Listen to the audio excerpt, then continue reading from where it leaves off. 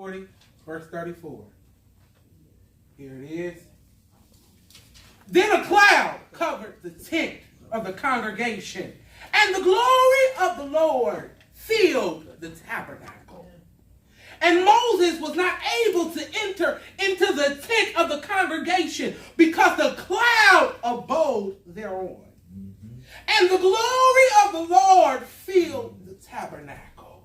I know that's where y'all wanted me to go, but I'm really going to drop anchor here.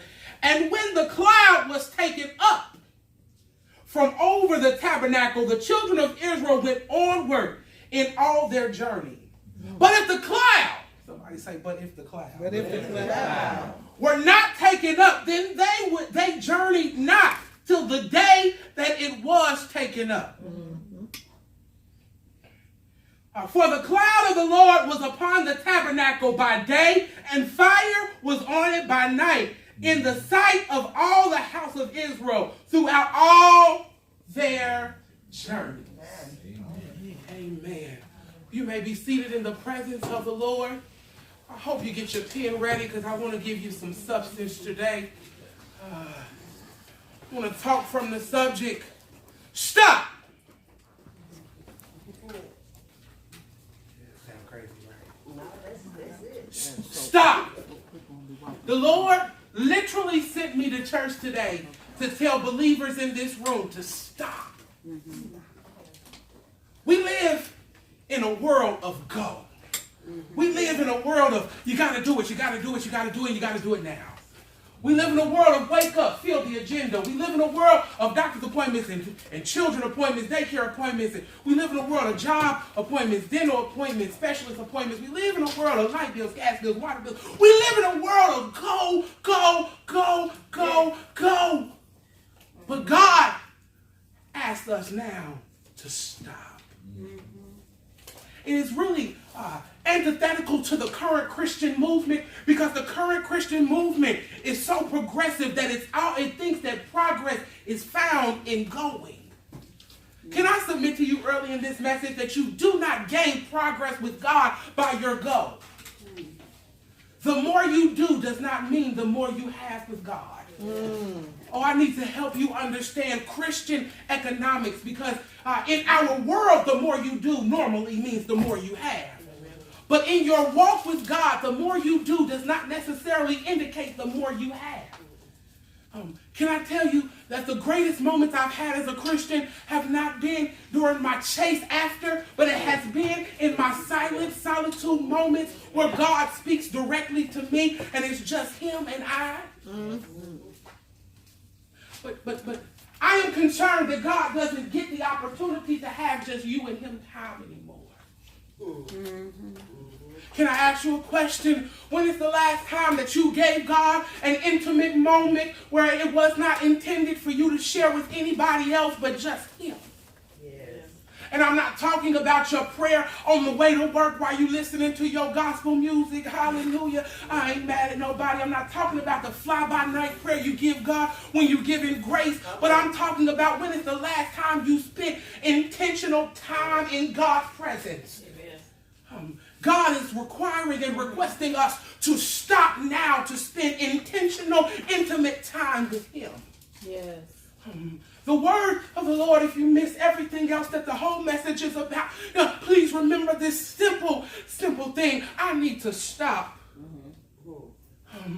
I need to spend intentional time. Oh, let's talk about our intentional time. See, we spend intentional time. We spend intentional time with our spouses. We spend intentional time with our children. We spend intentional time furthering our career. I set aside this amount of time to be with you, babe, because it's date night. I set aside this amount of time to spend with these kids because I need to love on them. I set aside this amount of time. But where does God fit your schedule? Can he have a few moments inside of the schedule? Watch this. And can I submit to you? God doesn't want your 20 minutes. Yes. But when is the last time you literally scheduled an hour to spend with God? Amen.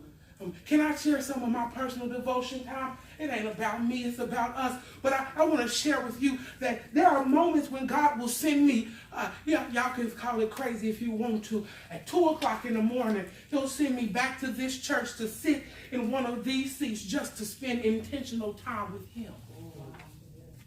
When is the last time you set aside, I'm going to set my alarm for work an hour early. I'm going to let Bass chill. I'm going to not wake up the children. And I'm going to spend time in his presence. Yes. I'm not turning on the TV right now because my time is now spent intentionally pressing on God and not just so I can give him my demands and call them faith. Can I stay here for 2 seconds? Because some of us call our alone time with God giving God demands and we call them faith. We say, God, heal my body. Yeah. And that's your alone time with God and you call that faith. That's not faith. What you need to learn, people of God, is how to labor in his presence, waiting to hear the voice. Ooh, I almost lost my cool points there. Because, Yates, the truth be told, my voice is not the primary voice in my prayer closet. The primary voice is God. And I will labor in his presence until I hear him speak to me. I need to encourage a group of believers to labor in God's presence until he speaks. Watch this. For some of us, the baby version of this is learning how to just sit still and call his name until you hear it. Watch this. I was an annoying child. Pray for my mother because I was an annoying kid. I was an annoying child. You understand? I was annoying. Yes, and I have a knack about me that if I have an idea in my mind, I will do everything until I obtain the idea. So I knew my mother could hear me, but she was ignoring me. So I would sit in the other room and say, Mommy, Mama, Mommy, Mama, Mama, Mama, Mama, we got it from. Mama, Mommy, Mama, Mommy, Mama, Mama, Mama, Mama. You see how annoying it is? Eventually, she had to respond because she kept hearing her child call her name. Here's what I'm trying to tell you, that God is just like a good parent, and that if you keep calling on his name, eventually he will answer. Yes. The problem is some of us think that our prayer lives does not have to have persistence. You don't think you have to push through it. We stop just short of hearing God because it's taking him too long to answer me. Today, it's a dogmatic stop. It's not just stop, but it's stop until you get it. Yes. And I'm not stopping until I get a car. Yes. That ain't what I'm after. I'm not stopping until I get a house, Pastor Elliott, because that ain't what I'm after. I'm not going to stop until I hear God tell me how to handle my life. Amen.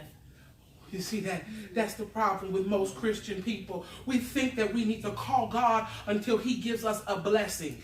But the blessing in calling God is get him speaking to us on how to handle blessings. Yeah. Oh, let me help you. Let me help you here. In Matthew chapter 16, we have the Apostle Peter, this famed scripture, Pastor Elliott. Jesus begins to ask his disciples, who do men say that I am, the Son of Man am? Peter, steps up and he says, thou art the Christ, Son of the living God. Watch what this does. Watch what Peter does. Peter says that I'm handling Jesus based on a revelation of who he is. Can I ask you, who are you handling based on a revelation of who God is? Can I walk a little deeper, just step into the pool just a little bit? If you're not handling them based on heavenly instruction, then you're mishandling them. Oh man. That means that you could be holding on and exemplifying love when God is asking you to withdraw. Watch this.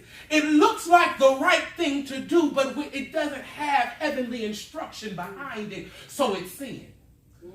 Ooh, let me walk walk into this water a couple more steps. Do you realize that you can love somebody and it be sin? Christ says, I know you love everybody. I ain't talking about the agape, I love you, I'll feed you. But I'm talking about I'm in love with you. I'm attached to you. I've attached you to my life. And when God tells you to let the leech go, if you keep the leech will suck the life out of you. It's sin to hold people and mishandle them. So therefore, watch this. We need to learn like Peter learned to make sure that we spend intentional time in God's presence, understanding how to handle what's in our atmosphere. Amen. God blessed you with a new house. Praise the Lord. How do you handle it? Oh, God, teach me how to handle it. You got an unexpected check. It's coming to your house. Don't trip. But when you get the check, don't be so quick to go to the bank. Take the check and look at it and ask God, how do I handle this extra money? What am I supposed to do with it, God? Watch this. Can I work backwards? I'm outside my notes. I'm out the outline. I done messed the outline all the way up, yes. But I'm going to work backwards. How many of us have gotten in spoiled relationships or have mishandled money because we didn't ask God how to use them? Right. And then here's the trouble of it. Then we ask God, then we reverse it. And our prayer life is now based on what we were supposed to have let go of. Watch this. I'm just going to walk in the water just a little further. Watch this. Grace flows with obedience. Oh, help me, Holy Ghost. Pastor Elliott, grace always flows with obedience. You know that, right? Some of us are trying to live disobedient and have grace. But the grace is assigned to your obedience. Watch this. So some of us are living with partial manifestations because we didn't ask God how to handle what we had. Yes. Watch this.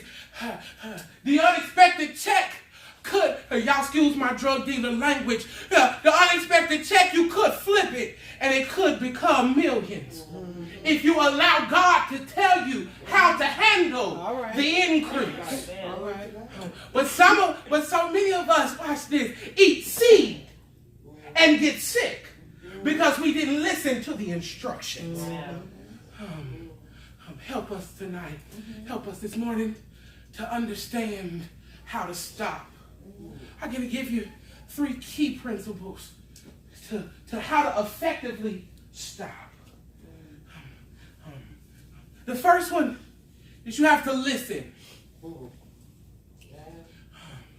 You have to listen. Listening is an art. It's so important, watch this, that we don't listen with our human will being opposed on what we hear. Watch this. By projecting what we feel on what we hear, we alter the revelation.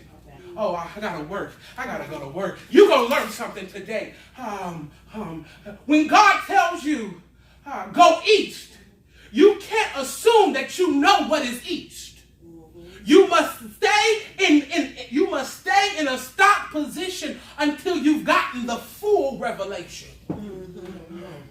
Some of us, we hear God speak and we trust it in our spirit, and we instantly leave his presence and go after it. But that is not the way God intended for this to work. God intended for us to be dogmatic enough about his voice that we allow ourselves to listen to his voice without putting our humanity on him. I know when he says this is what I'm supposed to do. No, you don't know. Watch this. Can I help y'all? This really blessed me. It just dropped in my spirit and it really, really blessed me, Brittany. You have to learn how to listen to God ignorantly. You listen to God like you don't know anything. Because see, when you listen like you don't know, you get full revelation. When you listen like you know, you alter what he says. Without ever knowing it, without ever paying attention to it, without ever being aware of it. I I have been guilty of altering what I heard God say because I wanted it to fit my human box. Yeah. You said give what? I looked at these bills, Jesus. That ain't adding up to the budget. You said you want me to take care of who? You know what they said about me? That ain't adding up. Watch this. So then when the revelation doesn't match my experience, I have to, in my mind, it is a natural tendency to make the revelation match what I want it to match so I can do it. Yeah. So I work out my own understanding. Can I give you the second piece? It's understanding. Listening, Crenshaw, and understanding are not the same thing. Right. I'm going to say it again because I need you to be blessed. Listening and understanding are not the same thing. You listen ignorantly. To understand something means that you stand under it. That means that every decision, every choice, every emotion you have is guided by what you're underneath. Watch this. When God speaks a word to you, Yates, the word, if you stand under it, it will change your emotional state. Because your emotional state will not be guided by what you see, but by what you're standing under. Watch this. This is going to sound crazy, Kiera. But it could be raining outside, but if I'm under a sunny word, I'm feeling real sunny-like. It dictates what I will put on my body. It dictates what I will put in my body. When you're standing under a word, it dictates everything about your life. Watch this. Brother Peter in Matthew chapter 16, he missed the understanding piece. He had to listen, but he missed the understanding. Wait a minute, can I tell you something? You can hear God and misunderstand God, and he still be God. So Peter, he says, thou art the Christ, Son of the living God. Now, flesh and blood didn't reveal it to you. Upon this rock I'll build my church. Fast forward. Jesus looks at Peter. Jesus says, I got to go to the cross. Peter looks at Jesus and says, no, you not. You crazy. You're the King of Kings. You're the Lord of Lords. How is it that the King of Kings should suffer a torturous death? Not understanding that the way to the promise, the way to the King of Kings is through the cross. Watch this. Peter, understanding was jacked up because he took his experience and put it on what he heard. He heard who Christ was. He didn't hear what Christ was.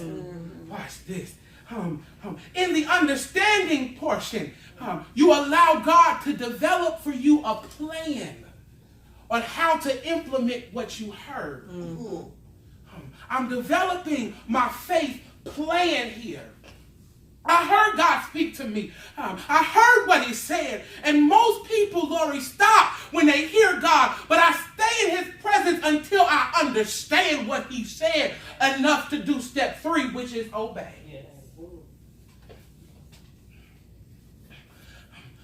When the glory of God shows up, you need to learn how to entertain the glory long enough to listen to what he has to say.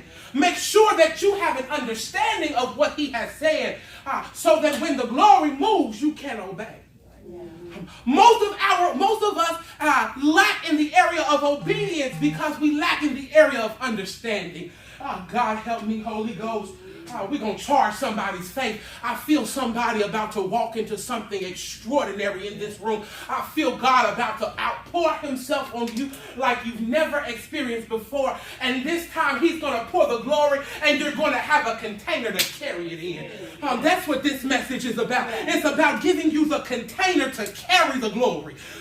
Because I'm not looking for momentary manifestation anymore. I'm now trying to figure out how to reproduce it every day of my life so that every day I wake up and walk under a revelation. Every day I wake up looking to obey the word of the Lord because I now understand it.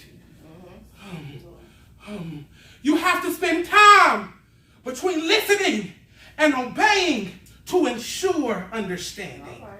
How I know I understand it, I can question it, and I have answers. Watch this. Oh, I need to help people here.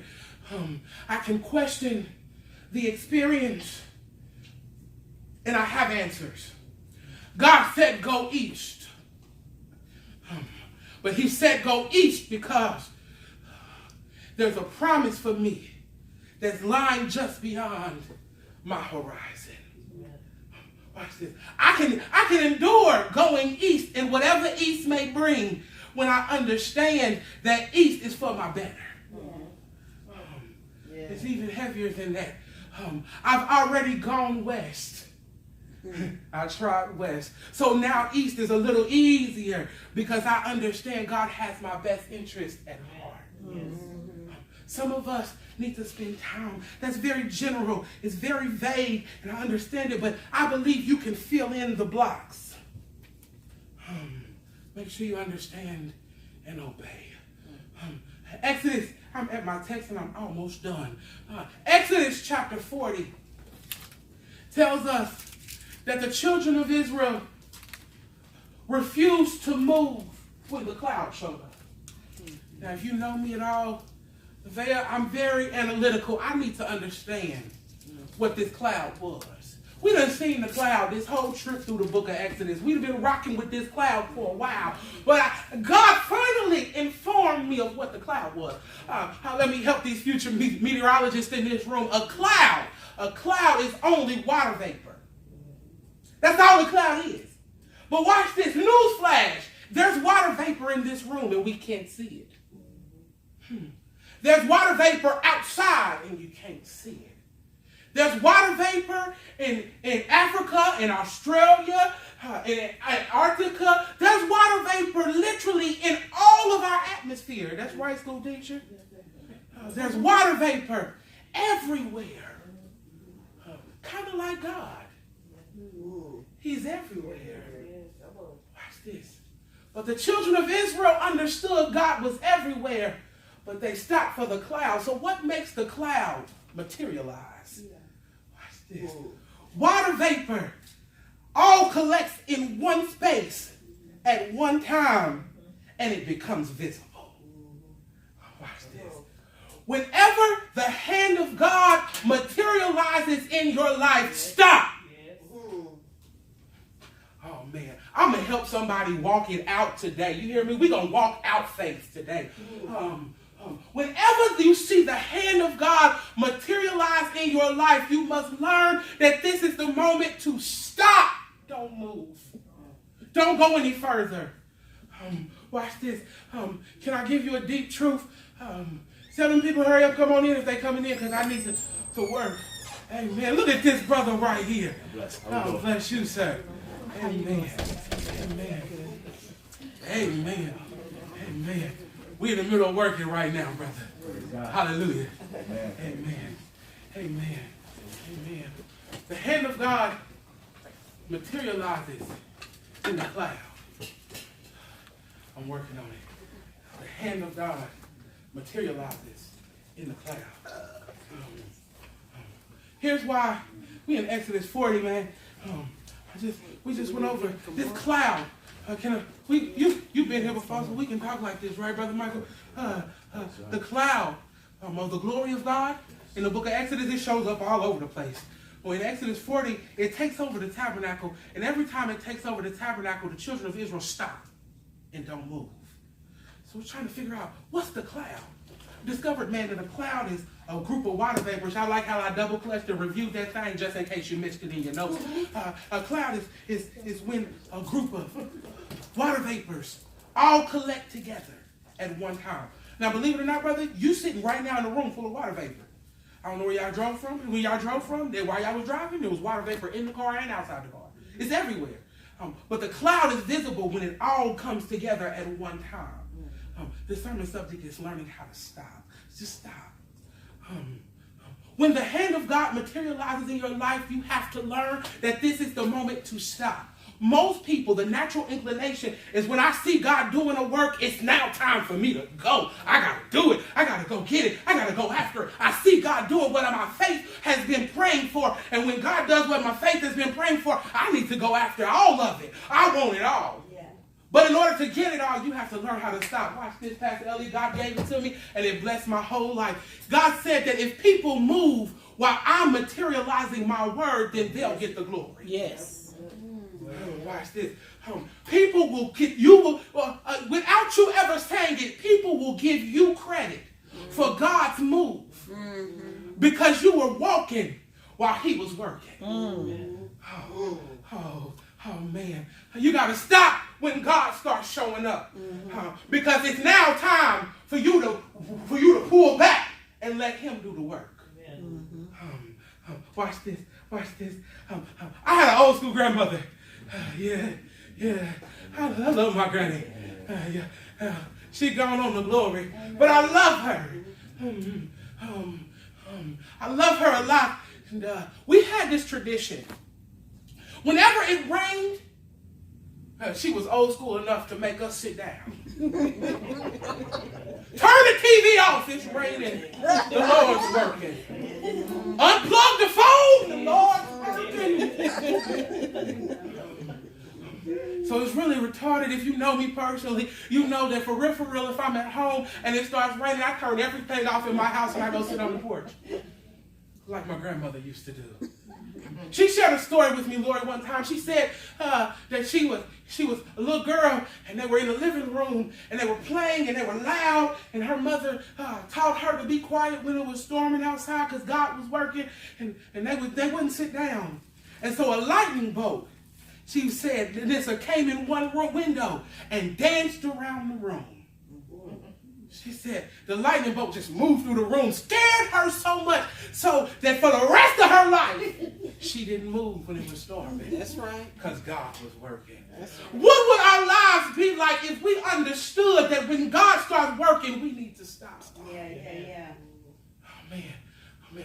You're looking for when you need to listen and understand?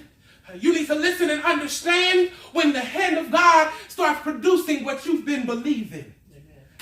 Not when you got it, watch this, but when it's producing it. See, the Bible is a great resource for how manifestations happen. Miracles don't just pop up on you.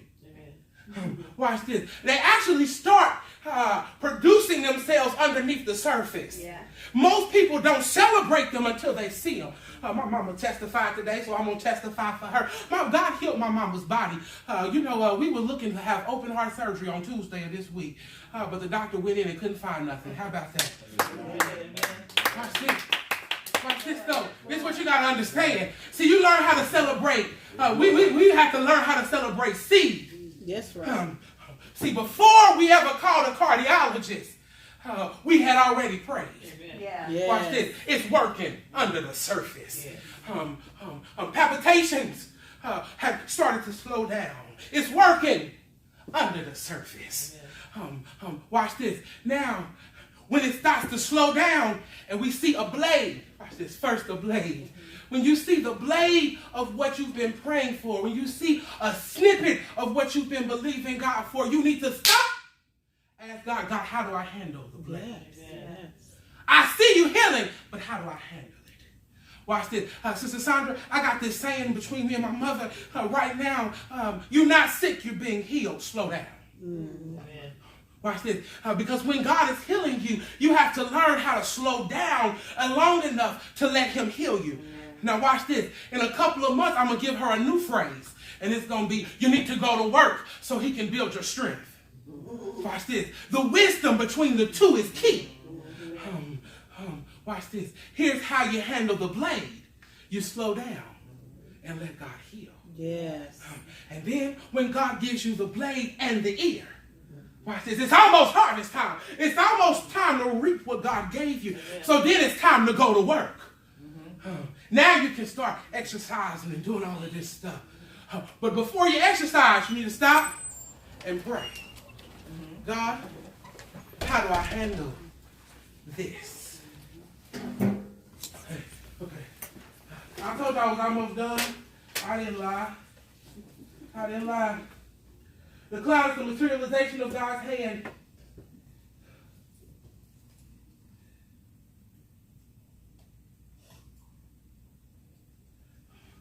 That's it. That's it. That's it. Children of Israel, watch this.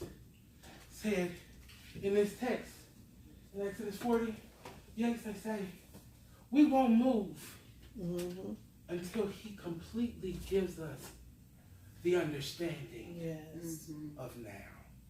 How do I know he's completely given me understanding?